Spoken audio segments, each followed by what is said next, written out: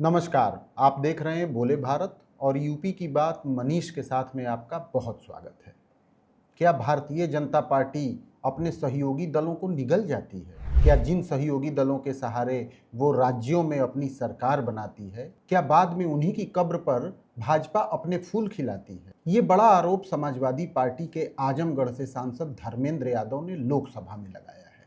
उन्होंने कहा है कि भारतीय जनता पार्टी के सहयोगी दल उसका साथ छोड़ दें, क्योंकि पार्टी के साथ जो भी गया उसका बुरा हाल हो जाता है। एक बार सुनते हैं कि धर्मेंद्र यादव ने क्या कहा। और हाँ, आंध्रा के साथियों, साथी पप्पू जी ने कहा जो हमारे बिहार के मुख्यमंत्री जी के साथ हुआ है, सावधान रहना। उधर जो कोई भी गया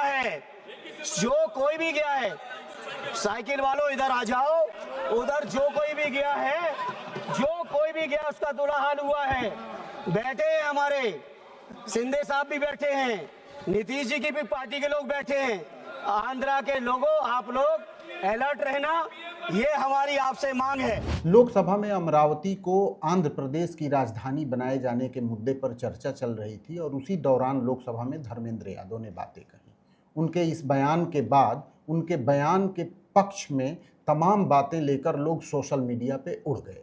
उसमें तमाम राज्यों का जिक्र किया जाने लगा, क्योंकि चूंकि धर्मेंद्र यादव ने बिहार का जिक्र किया था और नीतीश कुमार का जिक्र किया था। किस तरीके से वर्षों तक भारतीय जनता पार्टी ने बिहार में नीतीश कुमार और जनता दल यूनाइटेड के साथ सरकार चलाई, लेकिन आखिर में नीतीश कुमार को ही पद से हटा दिया गया और उनकी जगह भारतीय जनता पार्टी अब अपना मुख्यमंत्री बनाने जा रही है।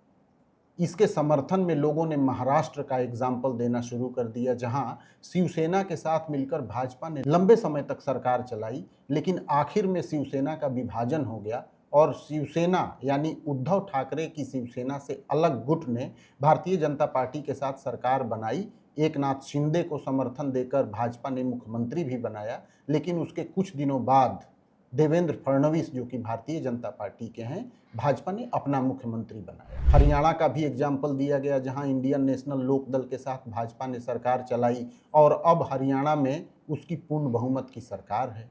उड़ीसा का भी एग्जाम्पल लोगों ने देना शुरू कर दिया, जहां बीजू पटनायक की पार्टी बीजू जनता दल के साथ भारतीय जनता पार्टी ने 9 साल तक गठबंधन की सरकार चलाई, साल 2000 से 2009 तक। वहां भी भारतीय जनता पार्टी की पूर्ण बहुमत की सरकार है। इसके अलावा गोवा का एक उदाहरण भी इस मसले पर दिया जा रहा है।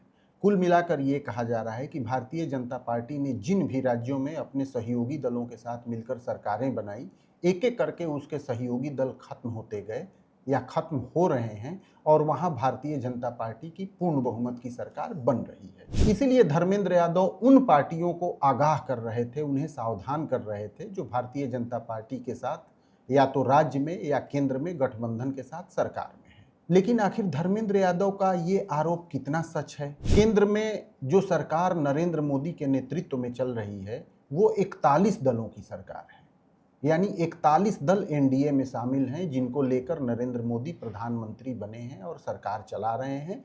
और गाहे बगाहे भी कभी एनडीए के दलों में कभी खटपट की बात भी सुनाई नहीं देती। भारतीय जनता पार्टी को 2024 के लोकसभा चुनाव में सिर्फ 240 सीटें मिली थीं, जो कि बहुमत के मैजिक नंबर 272 से कम थी। उसकी दो सबसे बड़ी सहयोगी पार्टियां हैं, बिहार की जनता दल यूनाइटेड, जिसे लोकसभा में 12 सीटें मिली, और तेलुगु देशम पार्टी, जिसे 16 सीटें मिली थी। इन दोनों को जोड़कर भारतीय जनता पार्टी का नंबर 268 पहुंचा। लेकिन चूंकि 41 दलों का गठबंधन है एनडीए में, ऐसे में बहुमत के नंबर के लिए भारतीय जनता पार्टी को कोई मशक्कत नहीं करनी पड़ी और आसानी से नरेंद्र मोदी के नेतृत्व में तीसरी बार सरकार कायम हुई। इस दृष्टिकोण से देखें तो ये आरोप बिल्कुल निराधार दिखता है, क्योंकि 41 दलों के साथ सरकार चलाना कोई मामूली बात तो नहीं है।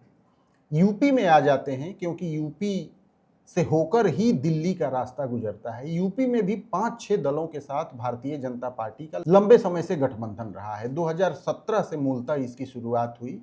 उसके बाद से जितनी भी क्षेत्रीय पार्टियां हैं, सभी की सभी भारतीय जनता पार्टी के साथ गठबंधन में हैं और सूबे की योगी मंत्रिमंडल में शामिल हैं। इसमें चाहे सुहेल देव भारतीय समाज पार्टी के ओम प्रकाश राजभर की बात करें, अपना दल सोनेलाल की अनुप्रिया पटेल की बात करें, या निषाद पार्टी के संजय निषाद की बात करें, और विधानसभा चुनाव के बाद तो राष्ट्रीय लोक दल भी भारतीय जनता पार्टी के साथ आ गई। जयंत चौधरी, जिन्हें समाजवादी पार्टी ने अपने वोट से राज्यसभा में भेजा था, उन्होंने भी पलटी मार दी और भारतीय जनता पार्टी के साथ वो गठबंधन में है। केंद्र में जयंत चौधरी मंत्री हैं और योगी सरकार में राष्ट्रीय लोक दल के लोग मंत्री हैं। तो यदि गठबंधन और सहयोगी दलों को सहेज कर रखने की बात हो तो इस तरीके की पॉलिटिक्स तो किसी दूसरी पार्टी में नहीं दिखती। तो फिर आखिर धर्मेंद्र यादव ने इस तरीके का बयान क्यों दिया? जाहिर सी बात है कि यूपी में विधानसभा के जल्द ही चुनाव होने हैं। ऐसे में समाजवादी पार्टी को भी निश्चित तौर पर कुछ सहयोगी दलों की जरूरत पड़ेगी। इसे इस तरीके से भी देखा जा सकता है। असल में ये सिर्फ भारतीय जनता पार्टी की राजनीतिक कुशलता ही नहीं है, बल्कि उत्तर प्रदेश और बिहार जैसे राज्यों में उसे बाय डिफॉल्ट भी फायदा मिलता रहा है। यानी भाजपा कुछ न भी करे और जातिगत पार्टियों को सिर्फ अपने साथ रखे तो ही वो विपक्षी दलों से ऊपर रहेगी और उससे गेन में रहेगी। कास्ट डायनेमिक्स को जो समझते हैं यूपी और बिहार का, उन्हें बहुत अच्छे से ये पता होगा कि पिछड़ी जातियों का वोट चाहे बिहार हो या उत्तर प्रदेश हो, किसी भी पार्टी को सत्ता में लाने के लिए सबसे अहम है। पिछड़ी जातियों में यादव एक ऐसी जाति है जो डोमिनेट करती है और अति पिछड़ी जातियों के समूह में जितनी भी जातियां हों, चाहे वो निषाद हों या कुर्मी हों, कुशवाहा हों, इन सभी जातियों का ग्रामीण इलाके में आप देखेंगे तो यादवों के साथ कभी नहीं बनती है। कभी कांग्रेस सरकार में गांव में जितने भी तालाब और गढ़े पोखरे के पट्टे होते थे वो सभी निषादों को दे दिए जाते थे। ये उस दौर में बदल जाता था जब मुलायम सिंह यादव की सरकार सूबे में कायम होती थी। इन सभी पट्टों पर यादवों का कब्जा हो जाता था और बाकी अति पिछड़ी जातियां इससे लाभान्वित नहीं हो पाती थी। सालों तक ये जातियां कांग्रेस के साथ रही, लेकिन मंडल और कमंडल की राजनीति के बाद समाजवादी पार्टी और बहुजन समाज पार्टी की ओर इनका अलग अलग तरीके से रुख होता गया। अब चूंकि एक पिछड़ी जातियों में डोमिनेंट कास्ट यादव से बाकी अन्य अति पिछड़ी जातियां खौफ खाती हैं, दहशत में रहती हैं या उनसे एका नहीं होता, तो जाहिर सी बात है वो ऐसी किसी पार्टी का दरवाजा देखती हैं जहां यादवों का डोमिनेंस न हो। और समाजवादी पार्टी के बारे में तो कहा ही जाता है कि ये यादवों की पार्टी है।